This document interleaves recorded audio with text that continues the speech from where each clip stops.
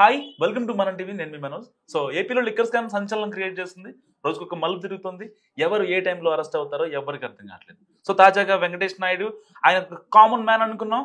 అలాంటి అతను దాదాపు ఒక చార్టెడ్ ఫ్లైట్లో డబ్బుల్ని ఇలా జానలతో లెక్క పెట్టుకుంటూ ఇది 2 కోట్లు, ఇది 3 కోట్లు అంటూ ఫైనల్ చేస్తున్నాడు. ఒక సామాన్యుడు, ఒక చెవిరెడ్డి భాస్కర్ రెడ్డి సన్నిహితుడు లాంటి వాడు చెప్పుకునేవాడు ఒక బగ్గర్ వేసుకొని డైరెక్ట్ గా ఫ్లైట్ దగ్గరికి వెళ్ళి అంత ఆయనకి ఎక్కడి నుంచి వచ్చింది? సో ఇలాంటి నేపథ్యంలో నెక్స్ట్ అరెస్ట్ అయ్యేది ఎవరు? నిజంగా జగన్ అని చెప్పి చాలా రోజుల నుంచి ప్రచారం జరుగుతున్నప్పటికీ అది కరెక్టా కాదా, లేకపోతే పిఎల్ఆర్ ప్రాజెక్ట్స్ ఏవవుతున్నాయో పెద్దిరెడ్డికి సంబంధించిన కంపెనీలకి ఆ డబ్బులు ఎందుకు ట్రాన్స్ఫర్ అయినాయి 5 కోట్లు? ఇప్పుడు అదే ఆఫీస్ నుంచి పెద్దిరెడ్డి రామచంద్రారెడ్డి ఎందుకు అక్కడ నుంచి ఆడిట్లు నిర్వహిస్తున్నారు? అకౌంటెంట్స్ ని అందరినీ పిలిపించి మరి ఆయన ఇప్పుడు ఈ టైంలో హడావుడి చేయాల్సిన అవసరం వచ్చింది. మనతో మాట్లాడడానికి రెడీగా ఉన్నారు జనసేన అధికార ప్రతినిధి రజనీ గారు. రజనీ గారు నమస్కారం అండి. నమస్తే అండి. యా, బాగున్నారా? Yeah sir, fine sir, thank you. ఇది ఇప్పుడు లిక్కర్ స్కామ్ గురించి మనం ప్రత్యేకంగా మాట్లాడుకోవడానికి పని లేదు, ఎందుకంటే దానివల్ల చాలా రప్చర్ క్రియేట్ అయింది, ఒక అభివృద్ధి కుంటుపడుతుంది. ఇంకా ఇలాంటి నేపథ్యంలో చాలా మంది వాళ్ళ హెల్త్ కూడా పాడైపోయినాయి. సో ఇదంతా పక్కన పెడితే ఇప్పుడు డబ్బు రికవరీ చేసే ప్రయత్నంలో పిఎల్ఆర్ ప్రాజెక్ట్స్ కి 5 కోట్లు, సరే అక్కడ అమౌంట్ చిన్నదైనప్పటికీ దాదాపు దాన్ని వెనక తీగలాగితే డొంక కదిలే ఛాన్సెస్ చాలా ఎక్కువ ఉన్నాయి. సో ఇలాంటి నేపథ్యంలో ఇప్పుడు వెంకటేష్ నాయుడు తెర మీదకి వచ్చాడు. అసలు దీనికి ఒక ఎండ్ కార్డ్ పడే అవకాశం ఉందంటారా? నమస్తే అండి. ముఖ్యంగా వెంకటేష్ నాయుడు గారి గురించి స్టార్ట్ చేద్దాం. చెరుకూరు వెంకటేష్ నాయుడు ఇతను తిరుపతి పరిసర ప్రాంతాల్లో చెవిరెడ్డి భాస్కర్ రెడ్డి అనుచరుడుగా వ్యవహరిస్తుంటాడు. ఇతనికి కేటీఆర్ గారికి సత్సంబంధాలు చాలా ఉన్నాయి. కల్వకుట్ల కవిత గారితో పాటు ఇతను చార్టెడ్ ఫ్లైట్ లో ఎన్నో సార్లు ట్రావెల్ చేస్తున్నారు. ఇతను సిద్ధార్థ రెడ్డి గారితో క్రికెట్ కి సంబంధించిన, క్రీడా రంగానికి సంబంధించిన కొన్ని డబ్బులు అటువైపు ఇటువైపు దారి మళ్లించడంలో కీలక పాత్ర వహించేవాడు. అదే రకంగా ఇతనికి ఏమీ తెలీదు, చదువు లేదు అనుకుంటాం కానీ హైలీ నాలెడ్జ్డ్ సార్. ఎంత నాలెడ్జీ అంటే గత రాష్ట్రంలో తెలంగాణ రాష్ట్ర ఎలక్షన్స్ కూడా మా డబ్బులతోనే జరిగినాయి అనేటటువంటి పరిస్థితి అండి. ఎందుకంటే ఆంధ్ర రాష్ట్రంలో ఎస్పెషల్ గా తిరుపతి నుంచి డబ్బు అక్కడికి వెళ్లేవండి. అవి సరే అంటే వెంకటేష్ నాయుడు గారే స్వయాన తీసుకువెళ్లేవారు. ఇతనికి జగన్ గారికి ఎంత సుపరిచితుడు అంటే మీరు ఒకటి గుర్తుపెట్టుకోండి, ఈ మధ్య కాలంలో వారి సతీమణి కొండ ఎక్కదని తెలిసి, కొండ ఎక్కడం ఇష్టం లేదు అని ఆవిడకి తెలిసి కొండనే తాడేపల్లి ప్యాలెస్ కి దించినటువంటి సమర్థుడు. సో దానికి చక్కగా పసుపు చీరలు, ఎర్ర చీరలతో ఉండేటటువంటి కోలాటం ఆడేటటువంటి ఆడవాళ్ళు, తిరుపతి సెట్టింగ్ అన్ని పర్ఫెక్ట్ గా చేసినారండి. దానికి అయిన ఖర్చు 5 కోట్లు. దాని గురించే చెవిరెడ్డి భాస్కర్ రెడ్డి గారు చూడు ఈ కష్టం అంతా వెంకటేష్ నాయుడే పడ్డాడు, వెంకటేశ్వర్ని మీ ముందు తీసుకొచ్చినాడు అంటూ గౌరవ జగన్ రెడ్డి గారికి పరిచయం చేస్తూ, లేకపోతే గౌరవ జగన్ రెడ్డి గారి దగ్గర నుంచి మెప్పిస్తున్న పరిస్థితులు. వీటన్నిటితో పాటు ఎంతో మంది హీరోయిన్లతో కూడా అతను స్పెషల్ ఫ్లైట్ లో వెళ్ళినటువంటి ఫొటోస్. ఎవరి సామాన్యుడు అంటే ఒక రేషన్ కార్డు హోల్డరు ఈ రోజు రాష్ట్ర రాజకీయాలను శాసించేస్తున్నాడు, తెర వెనకటువంటి సూత్రధారి.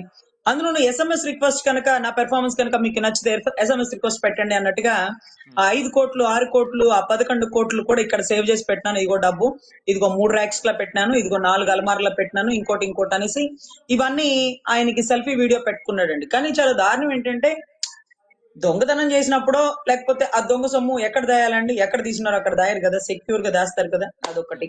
తర్వాత ఎవరైనా మర్డర్ చేసినటువంటి కత్తిని సంకలో పెట్టుకొని తిరగరు కదా, అదొకటి. ఈ 2 డౌట్స్ నాకు వచ్చినాయండి. ఎందుకంటే ఆయన అంత డబ్బుని వీడియోలో పెట్టి ఆ వీడియో తన ఫోన్ లో ఎందుకు పెట్టుకున్నాడో నాకు అర్థం కాలేదు. ఎందుకంటే తన ఎయిర్పోర్ట్ దగ్గర పట్టుకోగానే ఆ వీడియోలో మొత్తం అంతా వచ్చేసినాయి. అంటే తనకు తాను లొంగిపోదాం అనుకుంటున్నాడా, లేకపోతే డబ్బులు ఇక్కడ దొరికినాయి కాబట్టి ఈ కేసుని ఈడీకి సిబిఐకి పంపించేసానంటాడా? ఈడీకి సిబిఐకి పంపించేస్తే ఇక అది ఒక సముద్రంలో పడిపోయినటువంటి చేప, దాన్ని వెతకడం మన వల్ల కాదు. కాలువలో ఉన్నప్పుడే పట్టుకోలేకపోయాం వలలేసి, ఇక సముద్రంలోకి వెళ్ళాక పట్టుకుంటామండి? ED CBI case, Vivekananda Reddy గారి కేసు ఎక్కడ అయిపోయిందో మీరు చూసినారు. సో ఈ వెంకటేష్ నాయుడు అనే వ్యక్తి చేసినటువంటి తప్పు ఏంటంటే అప్పట్లో మా హైకోర్టుకి చాలా మంది వచ్చేవాళ్ళండి. అందరూ వచ్చేవారు, అన్ని పార్టీల వారి కేసులు అవి ఉండేవి కదా. ఒక వైసీపీకి సంబంధించిన ఒక వ్యక్తి నాకు ఒక లడ్డు ప్రసాదం తీసుకొని ఇచ్చారండి. అమ్మ తీసుకోండి ప్రసాదం అన్నారు. చూస్తే చాలా నీతిగా, చాలా టేస్ట్ గా, చాలా జీడిపప్పు, కిస్మిస్, ఇంకా పిస్తా పప్పులు ఇవన్నీ కూడా ఉన్నాయి.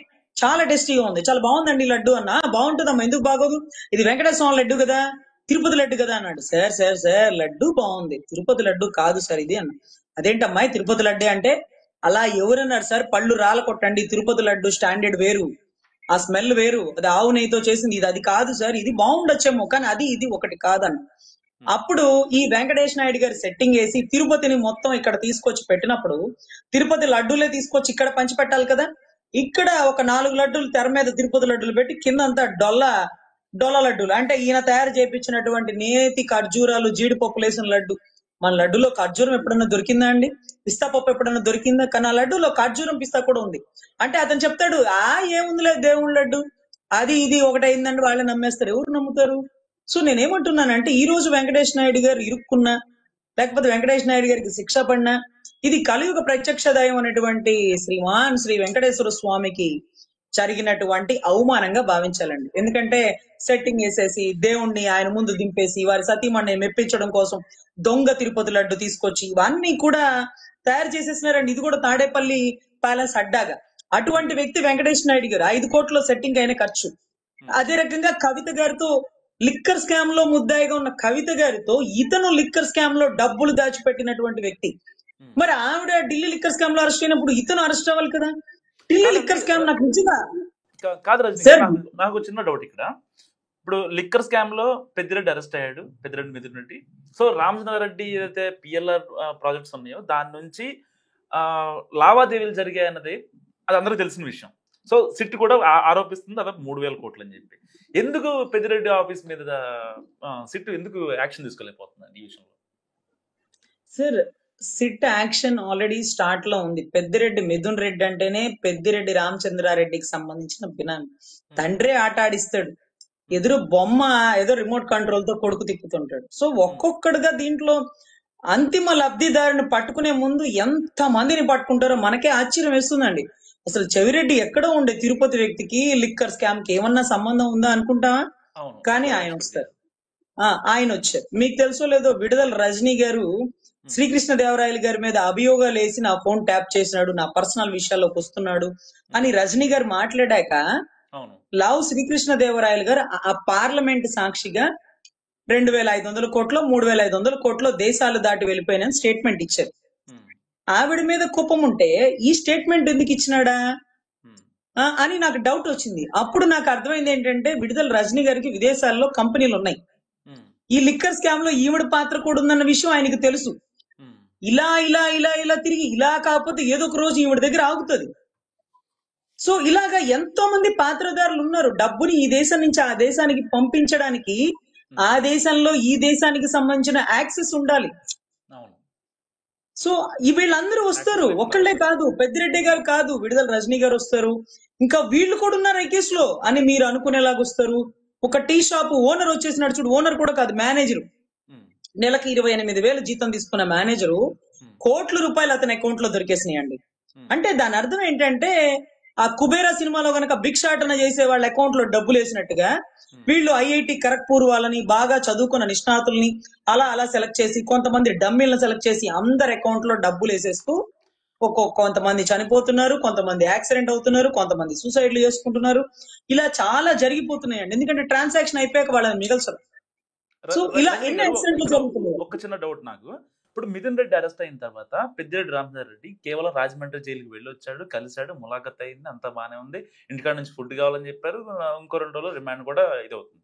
సో ఇలాంటి మళ్ళీ సెకండ్ విచారణకి సిద్ధమవుతున్న సమయంలో ఈ 14-15 రోజులు ఎక్కడా కూడా పెద్దిరెడ్డి రామచంద్రారెడ్డి కనీసం కొడుకు అరెస్ట్ అయ్యాడని ఒక ఆవేదన కానీ, అంటే వీళ్ళు తప్పుని యాక్సెప్ట్ చేస్తున్నారు అనుకోవచ్చా? ఎందుకంటే ఇంకోటి ఏంటంటే ఎంటైర్ రాజంపేట కాన్స్టిట్యున్సీలో ఉమ్మడి చిత్తూరు జిల్లా తీసుకోవచ్చు, ఎక్కడా కూడా మిథున్ రెడ్డి అరెస్ట్ అయ్యాక కనీసం ఒక ఆందోళన కార్యక్రమం కానీ లేకపోతే ఇది అక్రమ అరెస్ట్ అంటూ మాట్లాడటం కానీ ఎక్కడా జరగలేదు. సో ఎంటైర్ ఈ సినారియో చూస్తే ఇటు లాస్ట్ టైం రాఖీ కట్టిన రోజా కావచ్చు కనీసం మాట్లాడలేదు, సో మళ్ళీ ఇటు నారాయణ స్వామి కావచ్చు సైలెంట్ అయిపోయారు.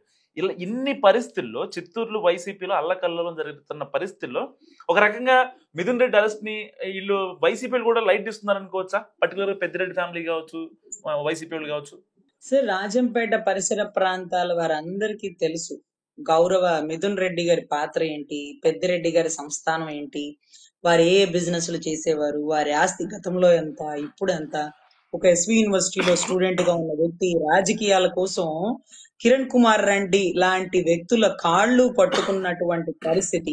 ఒక అధ్యక్ష పదవి కోసం, పిసిసి అధ్యక్ష పదవి కోసం నాకు కావాలి, నాకు ఇప్పించండి, ఏదో ఒక పదవి ఇప్పించండి అంటూ అర్ధరాత్రులు అపరాత్రులు ఎంతో మంది నియోజకవర్గ సభ్యుల సమక్షంలో కాళ్లు పట్టుకున్న పరిస్థితి. ఒక సాధారణ పౌరుడు 1,000 కోట్లకు అధిపతి ఎలా అయిపోతాడు ఇంత షార్ట్ టైంలో? ఇతనేమన్నా గూగుల్ క్లౌడ్ ఏమన్నా కనిపెట్టినాడా, లేకపోతే యాపిల్ ఫోన్ ఏమన్నా కనిపెట్టినాడా? ఏం చేసినాడు? ఎకరాల భూమి ఏ పంట వేసి పండించినాడు? లేకపోతే ఏ పంట అంత లాభాన్ని తెచ్చింది? వరి పంట వేసిన ప్రతి రైతు ఉరేసుకునే పరిస్థితులు నెలకొనింది కదా. మరి వీళ్ళు గంజాయి పంట వేసి పండిస్తున్నాడా? రెడ్ శాండిల్ స్మగ్లింగ్లు చేస్తున్నారా? అటవీ శాఖ భూములు ఆక్రమించేసి చేపల చెరువులు వేసేసినారా? ఏం చేస్తున్నారు సార్ వీళ్ళు? 1,000 కోట్లకు అధిపతి ఎలా అయిపోయారు? అంత గొప్ప ప్రధాని లాంటి వ్యక్తులే కొంతమంది, వావిలాల గోపాలకృష్ణ లాంటి వ్యక్తులు, వీళ్ళందరికీ సొంత ఇళ్లు కూడా లేవు సార్. గొప్ప గొప్ప పదవులు అధిరోహించినటువంటి వ్యక్తులు వీళ్ళు. ఈరోజు 1,000 కోట్లకు అధిపతులు కోట్లు కోట్లు కోట్లు అయిపోతున్నాయి. అసలు చాలా దారుణం సార్. వ్యవస్థలో ఇటువంటి వ్యక్తుల గురించి ఆ లోకల్ వాళ్ళకి తెలీదా అండి? కాకపోతే ఒక ఫ్యాక్షన్ రాజకీయాలకు అలవాటు పడిపోయారండి. ఎందుకంటే రాజంపేట కాన్స్టిట్యున్సీ అన్నమయ్య జిల్లాగా పెట్టాలి. ఎందుకంటే రాజంపేట కాన్స్టిట్యున్సీలో నందలూరు అనే ఒక ఊర్లో ఒక వెంకటేశ్వర స్వామికి సంబంధించినటువంటి ప్రస్థానం ఉంది. అక్కడ అన్నమాచార్యులు స్వయంగా వచ్చి తాళ్ళపాక పత్రాలు ఇవన్నీ రాసినారని ఒక స్థల పురాణం. కానీ రాయచోటికి పెట్టినారు అన్నమయ్య జిల్లాని. రాజంపేటకు పెట్టాల్సిన జిల్లా పేరు దానికి పెట్టినారు. నేను అక్కడ కేసులు చేయనీకి వెళ్ళిన ప్రతిసారి వాళ్ళందరూ ఇదే పెడతారు, అమ్మా జిల్లాని నాశనం చేసినారు, జిల్లాలో దేవుని స్థల పురాణాన్ని కూడా నాశనం చేస్తున్నారు, ఆ జిల్లాకి ఈ పేరు పెట్టాలి కదా, అప్పుడు కదా ఇక్కడ అన్నమయ్య జిల్లాని ఎందుకు వచ్చిందంటే మా పిల్లలకి మేము చెప్పుకుంటాం కదా అనేటటువంటి పరిస్థితి సార్. అక్కడ వాళ్ళు ఏంటి అనేది ఆ లోకల్ వాళ్ళందరూ నాకు చెప్పిన మాట ఏంటంటే, అది ఒక ఫ్యాక్షన్ రాజకీయం, మేము ఓటేస్తామా, మేము ఎవరికి వేసినా అది అటే పోతుందా, మాకు అసలు ఏమీ తెలియని పరిస్థితి అండి. మాకైతే కొంతమందికి ప్రశ్నించాలని అనిపిస్తుంది, కిరణ్ కుమార్ రెడ్డి లాంటి వారిని గెలిపించాలని అనిపిస్తుంది, గెలిపిస్తుంటాము. మరి ఏంటో అటు తిప్పిడు చివరికి వీళ్ళు ఓడిపోతారు, వాళ్ళే గెలిచేస్తున్నారు. సో ఇది చాలా దారుణం అండి. పెద్దిరెడ్డిని కొట్టి నిలబడగలిగే వారు అక్కడ ఎవరు లేరు అన్నట్టుగా ఒకటి సృష్టించేస్తారు. ఆ రామచంద్ర యాదవ్ గారు కూడా చాలా తిరిగినారు, చాలా దెబ్బలు తిన్నారు, చాలా ఫ్యాక్షన్ లో గొడవలు జరిగినారు. అక్కడ ఏదో ఉంది సార్. ఎందుకంటే ఆయన మీద అపరిమితమైన ప్రేమ అనేది అయితే అస్సలు లేదు, ఆయన మీద నమ్మకం అనేది అసలే లేదు. ఆయన ఏం కంపెనీలు తీసుకొచ్చి పొడిచాడు, అక్కడ ఏం యూనివర్సిటీలు పెట్టినాడు, మరి ఏం చేసినారని ఓట్లేస్తారు? వాళ్ళకి వాళ్ళు ఎకరాలు ప్రతి సంవత్సరం పెంచుకున్నారని.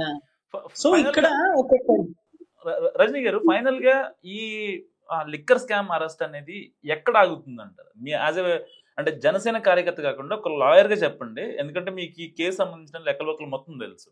ఎక్కడ ఆగితే రాష్ట్రం బాగుపడుతుంది, లేకపోతే ఆ అక్రమాలకు గురైన డబ్బు అయితే ఉందో అది రాష్ట్ర ప్రయోజనాలకి ఎలా యూజ్ చేయొచ్చు అంటారు? ఎవరి అరెస్ట్ జరగాలి సార్? ఇక్కడ అంతిమ లబ్ధిదారుడు పేరు తెర మీదకి వచ్చే లోపల 175 ఎమ్మెల్యేలలో ఎంత మందికి లిక్కర్ స్కామ్ లో పాత్ర ఉంది అనేది తెర మీదకు తీసుకురావాల్సిన బాధ్యత సిట్ దర్యాప్తుదారులకు ఉంది.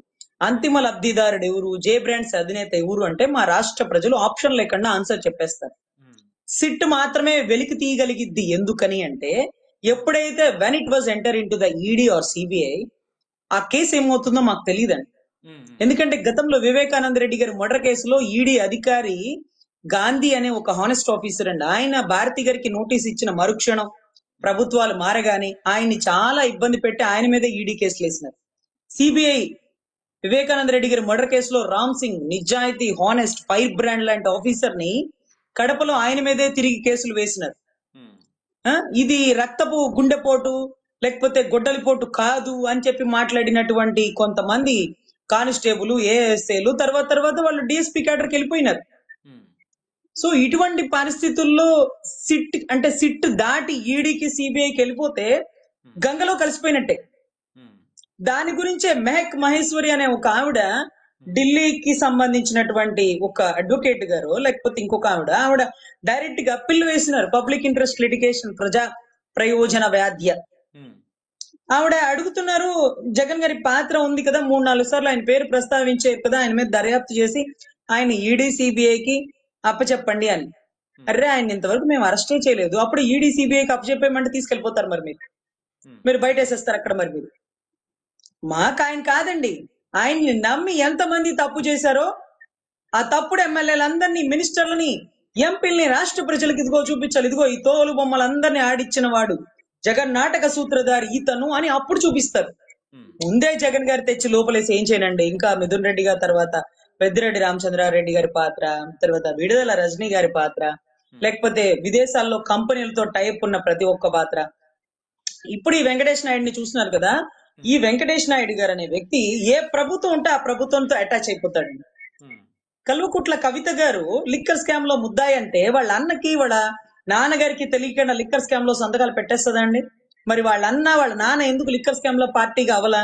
ఈవిడ సొంత నిర్ణయం తీసుకుందా?